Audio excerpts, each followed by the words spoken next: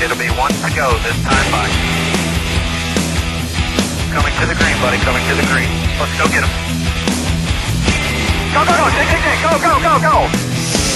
Get your motor running. Head out on the highway. Okay, we'll roll right into our next driver press conference. We've got former NASCAR Sprint Cup Series champion Matt Kenseth joining us now. He's currently 9th in points. He drives the number 17 DeWalt Ford for Roush Fenway Racing. He's got 1 win here at Richmond International Raceway, 3 top 5s and 9 top 10s, and he's looking to get into his, I believe it's 5th straight chase for the NASCAR Sprint Cup. Only he and Jimmy Johnson would be the 2 drivers that could claim that accomplishment. So good luck on that tomorrow night, and your thoughts about the race. Thanks. I mean, we all like coming to Richmond. I don't really know about our race yet, but we didn't run very good as a group here last time. And by looking at the sheets and how my car drove and some stuff we found, it seems like we've made some improvements on that. So we got it running halfway decent in practice, so I'm hoping for a good race. Questions for Matt Kenseth, raise your hand. We'll start right here. Go ahead. Mike Mulhern, Winston-Salem Journal. I guess we got the same question that y'all have. Jimmy Johnson's the only guy at Hendrick that seems to be able to do something with this thing. Carl Edwards seems to be the only guy at Roush that can really do something with this thing. And Kyle Busch is apparently the only guy at Gibbs that can really do something with this new car. Oh, how do you explain that Carl's winning all these races and Jack Roush's other 4 teams aren't right up there with him too? Sounds like we should all stay home. So them 3 races. I don't know. Michigan, I think we had 4 out of the top 6 cars. I think we had 3 cars in the top 5 last week, I think, if I'm not mistaken. So, yeah, Carl has come home with the wins. He's ran better in this car last year when I started with this car, than the rest of us. For whatever reason, has been able to seem to pick that up again. So, that's hard to answer. I mean, everybody's situation's a little bit different. It's not just about a piece of hardware and a driver. You got 40 guys working on that car or more, and every team and driver and everybody works a little bit different together. And this car is very sensitive, and there's certain things. In practice today we ran 4 or 5 runs, and we were 30th place car, just ran terribly. Made one little teeny tiny change, and it brought it to life and made it really competitive. So I think a lot of that is just Carl and Bob have been working together for quite a while, even though it's been on and off, and they've been able to get a handle on it. Got a couple questions up front. Go ahead. Yeah, Matt, Al Pearson, Water Week. 4 races ago, on paper, you were out of the chase. Just 4 weekends ago. Suddenly now you're pretty solid. Does a team look at that number, 13th, and suddenly decide, okay, we better ratchet it up? Or have the last 4 races just been more of what the others should have been? I mean, I always answer this question sort of the same, and everybody probably hates it, but I've never came to the racetrack and said, oh, man, this would be really cool to run 15th this week. I mean, we never come to the racetrack and not want to finish good and not want to win. I mean, we bring what we think at that current time is our best stuff.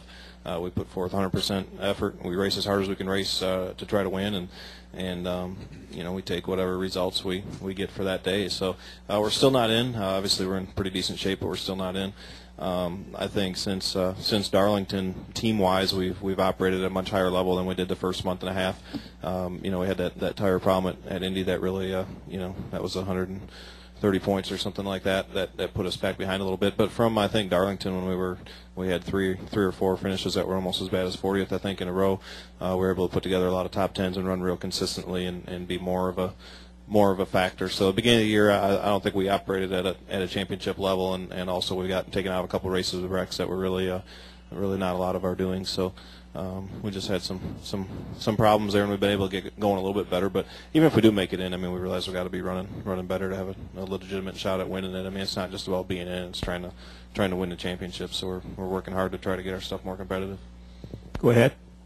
Nate Ryan, USA Today. I guess the first question is, how does it feel to be anointed the luckiest driver in NASCAR by your team? Yeah, I don't feel like that most weeks, but I think a lot of times you create your own luck.